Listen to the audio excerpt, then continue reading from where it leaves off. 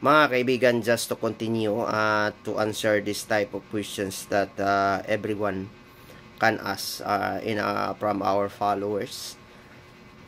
It is all about the cases.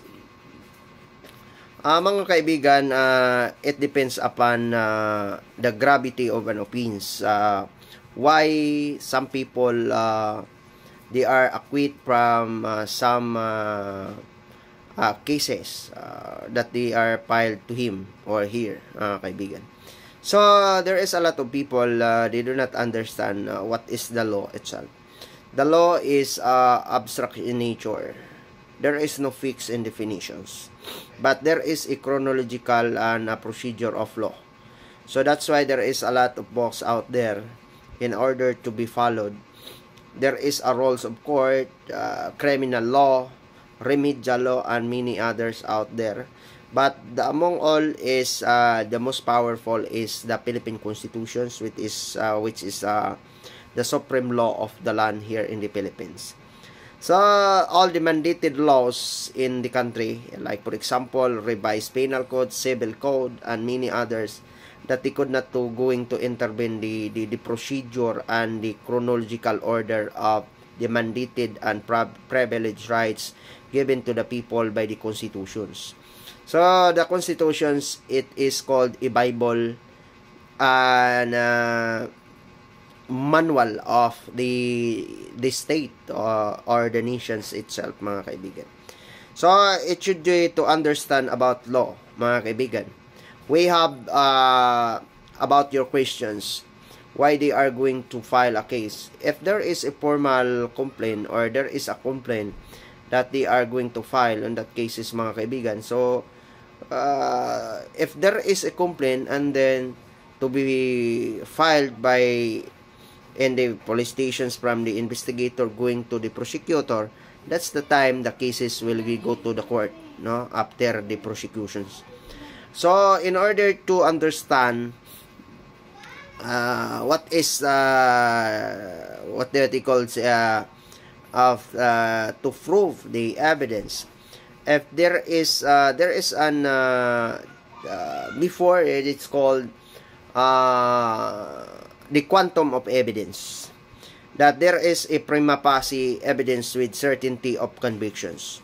So when we say prima facie, it is called uncertainty of convictions. It is called in a highly level of providing a proof of evidence in order to convict or in order to see to it that the people or that persons, a certain person who are to be filed so that case, mga kaibigan, is already committing a crimes, that there is a possibility, the most strong among all, mga kaibigan, that is called a prima facie with certainty of convictions, that is under the quantum of evidence. But they are going to have we called a preponderance of an evidence. It is called from it's all about the civil cases. Clear and convincing evidence, it is called some cases used in the civil case, fraud and guardianship and etc. That is called a clear and convincing mga kaibigan. And also beyond or proof beyond reasonable doubt, that is used in the criminal case. And also there is a called a probable cause, that is would be used in arrest or search warrant, mga kaibigan. So before it is called a arrest, but now that is called in quantum of evidence is called a prima facie with certainty of convictions as a new.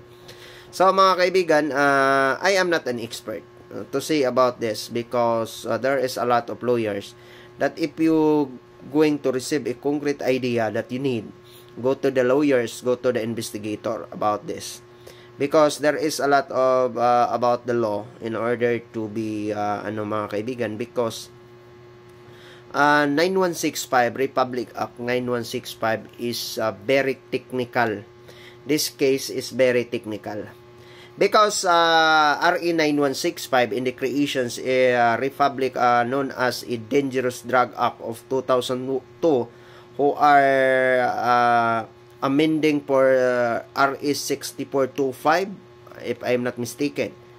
So that is why in RE 9165 is very technical in nature. So we need to have a good procedure in order to be followed, this mga kaibigan. That there is a creations of this, that why the operations of anti-illegal drugs in the PNP and NBI can be need for an coordinations through the PDEA, because in the creations of RE 9165 the primary agencies to combat or to combating anti-illegal drugs in the country is the Philippine Drug Enforcement Agency, who are managing in this, and then the supporting agencies in the government is the PNP and the NBI. And also, so that's why the need for an coordinations through the PDEA for the avoiding an overlapping of an operations or misencounter. So that's why we need to understand about this. There is a lot of so very technical. It is all about drugs, because drugs in the country right now, is very rampant. So that's why we need to understand about this. RE 9165, known as a Dangerous Drugs Act of 2002, mga kaibigan, during the GME or Gloria Macapagal Arroyo presidency. So that's why we need to understand everything about why they are convicted. So we have a court to see about that, why they are acquitted, or because only the court can explain. Because if we do not understand about this and then go to for the expert, so that's why we need to understand everything about law. It is most very important. That is called a power of knowledge, that to read more books in life. So I am not expert, mga kaibigan, that you receive a concrete opinion, concrete idea. It is only a guide and to reiterate from those people out there who are asking this, mga kaibigan. But why some cases did not brought to the RTC? Some cases to be filed is like for example 9287. It's all about gambling, is only for done in prosecutions in the prosecutor, mga kaibigan. So kasi magbabayad yan sila, so that's why, so to pay the bills, ganun, mga kaibigan.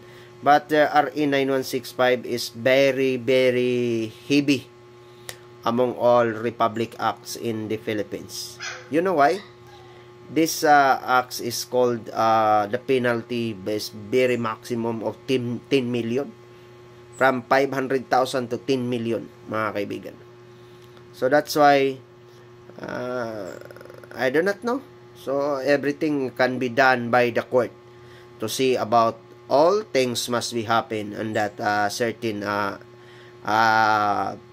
arrest of a person involving illegal drugs or anti-illegal drugs operations of the PNP or NBI itself. And also DDB or the drugs board, mga kaibigan, was hold for the big amount of drugs, mga kaibigan, under of the president control.